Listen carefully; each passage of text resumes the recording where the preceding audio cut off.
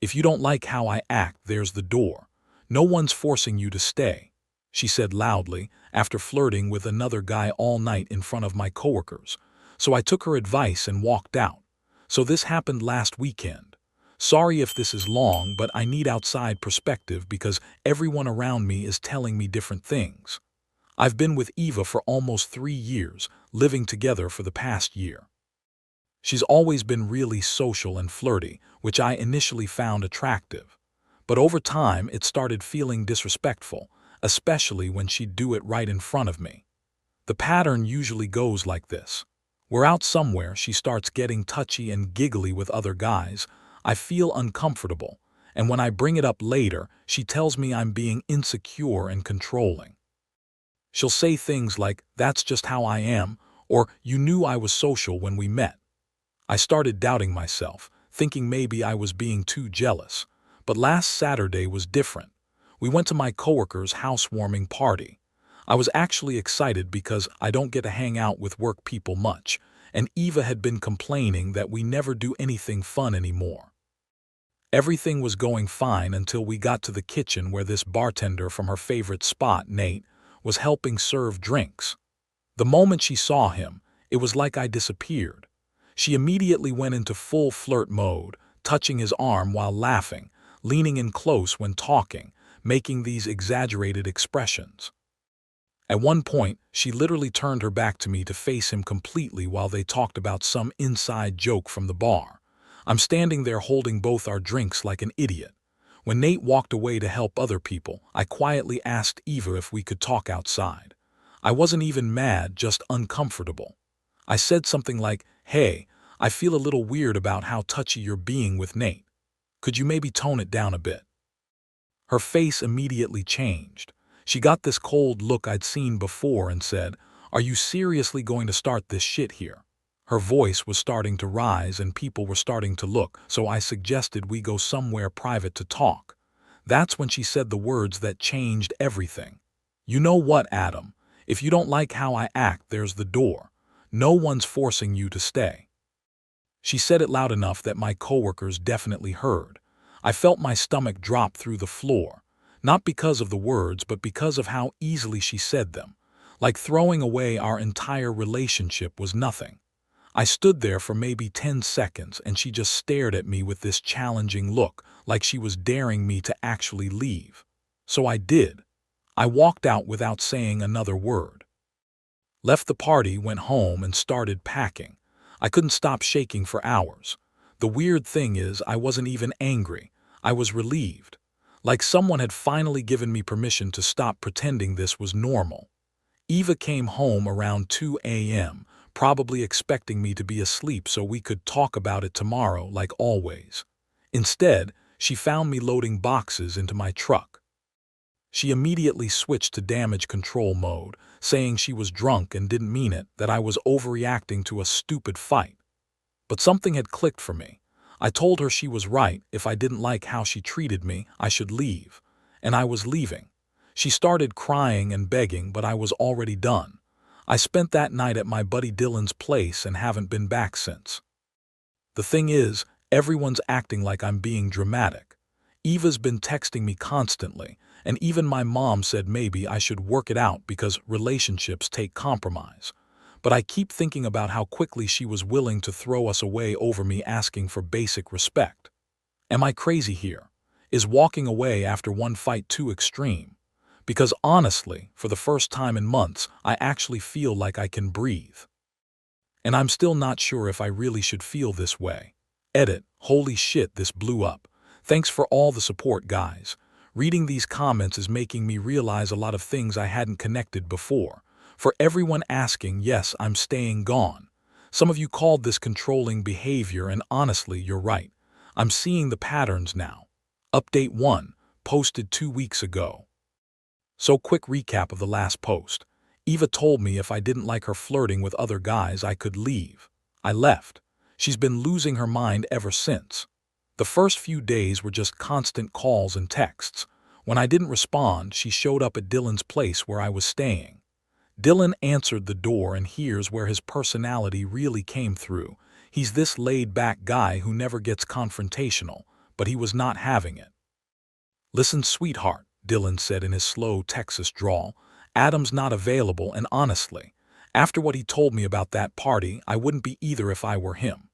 Eva started crying on his doorstep, saying she just wanted to apologize and that I was ruining our relationship over nothing. Dylan, who I've never seen be mean to anyone, just deadpan responded, "Ma'am, you literally told him to leave if he didn't like your behavior. He simply took your advice, that's not on him." She tried to push past him into the house. I didn't even understand why she thought that would work. Dylan's a big guy, 64, and built like a linebacker, and he just stood there like a wall. "I'm gonna need you to step back now, this is getting weird." Dylan told me later, "Dude, what the hell did you put up with?" She seemed genuinely shocked that actions have consequences. Like legitimately confused that you actually left. That hit me hard. She was shocked, because she trained me so well that she never thought I'd actually do it. I started thinking about our relationship differently. How many times had she done this? Made me feel like I was overreacting, being too sensitive, asking for too much. I remembered last Christmas when she spent the entire family dinner flirting with my cousin's boyfriend. When I brought it up later, she said I was being possessive and that she was just being friendly. I ended up apologizing to her. Or 6 months ago when I found out she'd been texting her ex regularly and never mentioned it. When I asked about it, she turned it around on me for snooping through her phone. I wasn't. She left it open on the counter. I ended up feeling bad for bringing it up. Reading your comments made me realize this was a pattern. She'd push boundaries, I'd express discomfort. She'd make me feel wrong for having feelings about it, I'd back down. Rinse and repeat until I stopped bringing things up altogether. But this time was different because she miscalculated. She thought she could use her nuclear option, telling me to leave, and I'd fall in line like always. Instead, I called her bluff. The real wake-up call came when I went back to the apartment last Tuesday to get more of my stuff. I thought she was at work, but she was there waiting for me.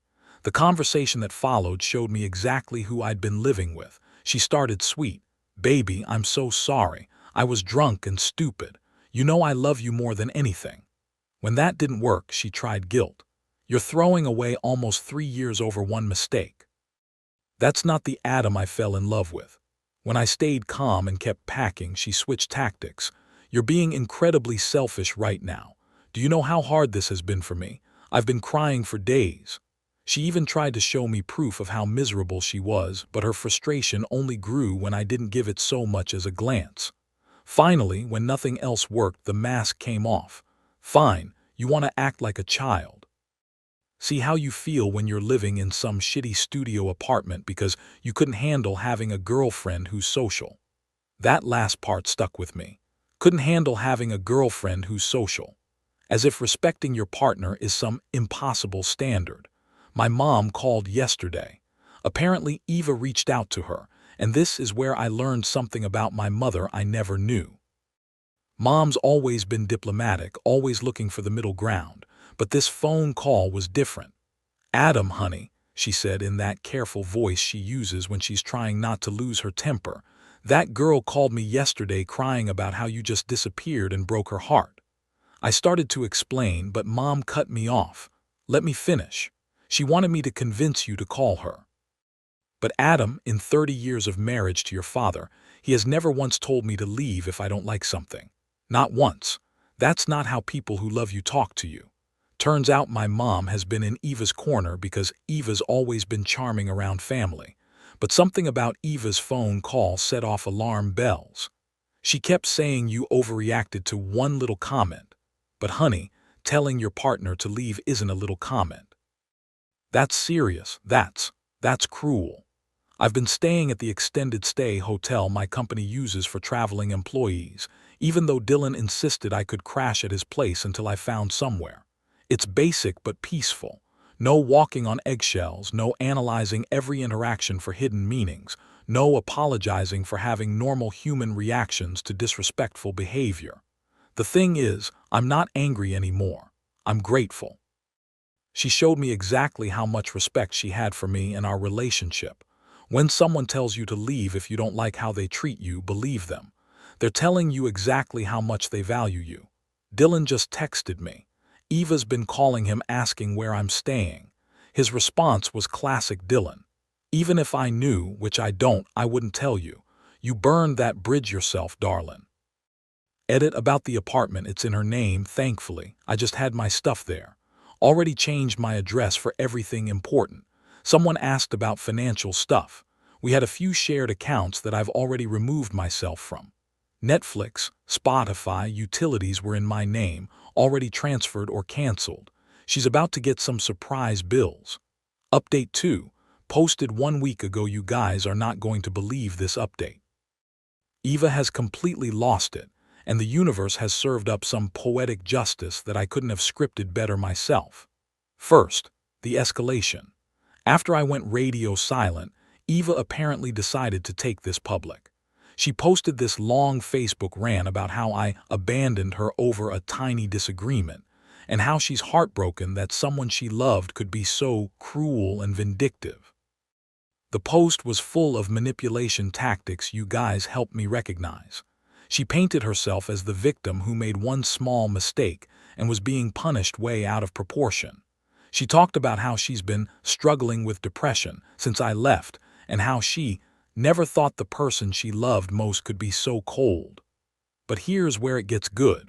Remember my coworker's party where this all started?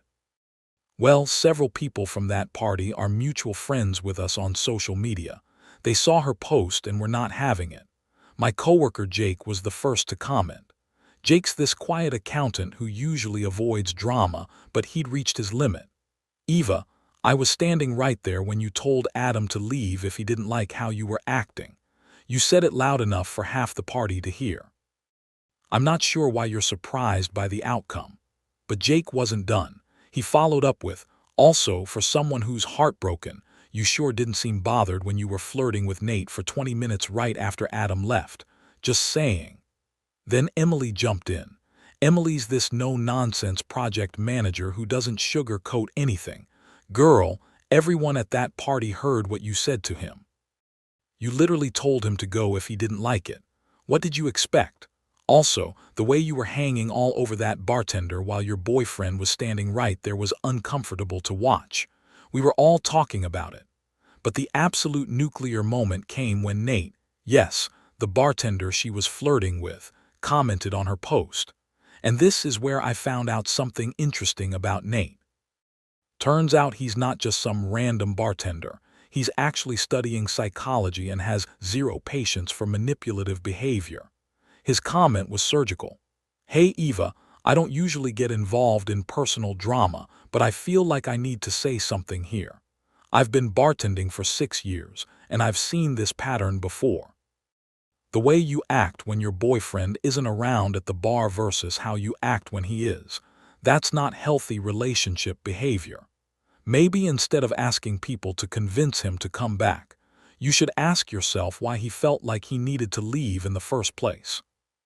He continued, also, for what it's worth, every time you've complained to me about him being controlling or insecure, the examples you gave sounded like a guy asking for basic respect. That's not control, that's having standards. I wasn't even on Facebook when this happened. Dylan screenshot everything and sent it to me with a message. Bro, the internet just served Eva a reality check with a side of humble pie. This is beautiful. Apparently, Eva deleted the entire post within an hour, but not before dozens of people saw it and some shared screenshots. The damage was done. The best part, several people reached out to me privately afterward. Turns out Eva's behavior at the party wasn't a one-off. Multiple people told me they'd noticed how she treated me over the years and were glad I finally stood up for myself. Emily messaged me, Adam, I've wanted to say something for months. The way she dismisses you when you're talking or rolls her eyes when you express an opinion, it's been painful to watch. You deserve so much better. Jake, who I barely knew outside of work, sent this long message. Dude, I'm sorry I never said anything before. She acts like you're an inconvenience she has to deal with. The way she interrupts you or changes the subject when you're speaking, it's not normal. My wife actually asked me once if you guys were okay because Eva seems to actively dislike you. Even people I barely knew were reaching out with support. My coworker Lisa, who I maybe talk to twice a year, wrote, "I don't know if this helps, but at the Christmas party last year, Eva spent the entire night complaining about you to anyone who would listen. She called you boring and said you were holding her back from having fun. It was really uncomfortable. But wait, it gets better. Remember how I canceled all the utilities that were in my name? Well, Eva's been living without internet for 5 days because she didn't realize I was the one paying for it. Her Netflix got cut off mid-episode of whatever she was binge watching. The electricity got turned off for 2 days before she figured out how to get it transferred to her name. She called Dylan asking for my new number because she needed to discuss practical matters. Dylan's response was perfect. Eva, if you need to discuss bills and utilities, you can email him. But maybe next time don't tell someone to leave if you're not prepared for them to actually do it. She sent this long email about how cutting off utilities was petty and financially abusive, and how I was punishing her for expressing her feelings. The lack of self-awareness is truly stunning. Here's my favorite part of her email. I just wanted to have fun at a party, and now you're trying to ruin my life over it. This is not the man I fell in love with. The Adam I knew would never be so vindictive over one mistake. Have fun at a party. That's how she describes publicly disrespecting me and then telling me to leave if I didn't like it.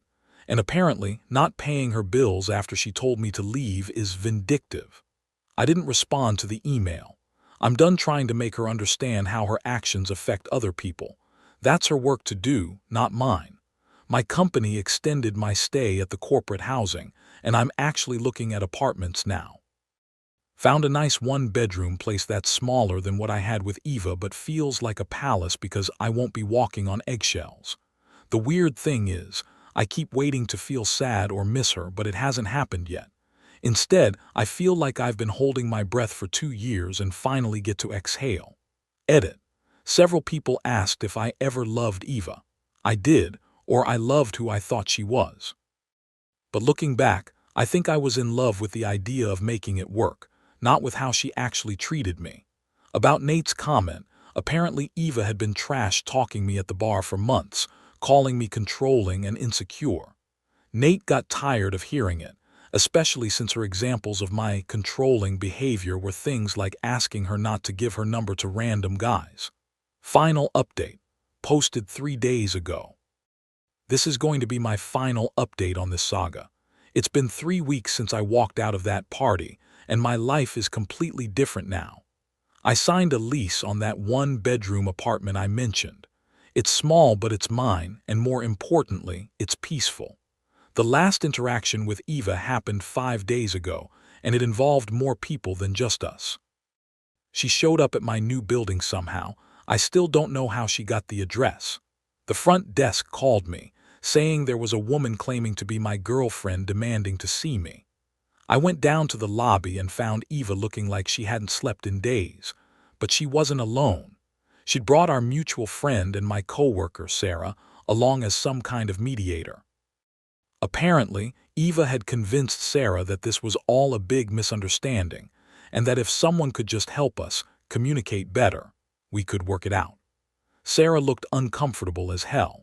But Eva immediately started crying right at the moment she saw me and launched into this speech about how she'd learned her lesson and wanted to work on things together. She said she'd been going to therapy, I doubt that, and realized how much she'd taken me for granted. But then Sarah did something that blew my mind. She started really listening to Eva's version of events, and her project manager instincts kicked in. "Wait," Sarah interrupted. "You said Adam got jealous because you were being friendly to someone at a party, but you told me he was controlling and didn't want you to have male friends at all." Eva stumbled. "Well, I mean, it's complicated." "No, it's not," Sarah said, her voice getting that edge it gets in meetings when someone's bullshitting her. "Either he doesn't want you to have male friends or he was uncomfortable with specific behavior at a specific party. Which is it?" That's when Eva made her fatal mistake. She got defensive and snapped. "He embarrassed me in front of everyone by making a scene about nothing." Sarah's eyebrows shot up. "Making a scene? I was there, Eva. He asked to talk to you privately. You're the one who started yelling at him in front of everyone. I watched Eva realize she just contradicted her own story to someone who witnessed the actual events. Sarah turned to me with this look of dawning understanding. Jesus, Adam. She really did a number on you, didn't she? For a split second, I almost felt bad for Eva. But then she said something that reminded me exactly why I left. I know I made mistakes, Adam, but you have to admit you overreacted. Walking away without even trying to fix things was really hurtful. A real partner would have fought for the relationship. Even in her apology, she was making me the villain for having boundaries. Sarah's jaw actually dropped. Are you seriously blaming him for leaving after you told him to leave? Eva, what the hell is wrong with you? Apparently, Eva didn't have a good answer for that. I told them both calmly that we were done and asked Eva to leave. She started getting loud, asking how I could throw away our love over one stupid fight. The security guard started walking over and Sarah grabbed Eva's arm. We're leaving. Now. This is embarrassing. As they walked away, I heard Sarah say to Eva, I cannot believe you dragged me into this. You lied to me about what happened. I haven't heard from Eva since, but Dylan told me she's been posting cryptic Instagram stories about fake people and learning who really cares about you. She's also been trying to get back into her old friend group, but several people have distanced themselves after witnessing her social media meltdown and hearing the real story. The financial reality is hitting her too. Turns out she'd been relying on my contributions more than I realized. Without my half of the rent and all the utilities I was covering, she's had to move back in with her parents. Dylan heard this through mutual friends who said she's been complaining about being financially abandoned. Ever since she left my life for good, my health has completely turned around. I'm sleeping through the night again. My stomach problems disappeared. I've lost weight because I'm not stress eating constantly. My mom has been incredible through all this. She called me after Eva tried to contact her again last week. Honey, that girl called me crying, asking me to convince you to take her back. But you know what? I told her that if my son felt he needed to leave, then she should ask herself why, instead of asking everyone else to fix it for her. Apparently, my mom had been watching Eva's behavior more closely than I realized. Adam, I never said anything because I didn't want to interfere, but that girl has a mean streak. I'm proud of you for standing up for yourself. I've started dating again. Nothing serious, just casual coffee dates and dinners. The difference is night and day. When someone respects you, conversations flow naturally. There's no analyzing every word for hidden criticism or walking on eggshells about normal preferences and boundaries. Dylan summed it up perfectly when we were having beers yesterday. Brother, you dodged a bullet. That girl would have made you miserable for the rest of your life. She was already making you miserable, you just thought that was normal. Sometimes the best thing you can do for yourself is walk through the door someone else opened for you. Thanks again, Reddit. Edit. Oh, Sarah texted me this morning. I owe you an apology. I had no idea what you were dealing with. That girl is unhinged. Honestly, having coworkers who witnessed it validate my experience has been huge for my healing. The saga has reached its conclusion. Time to focus on the future.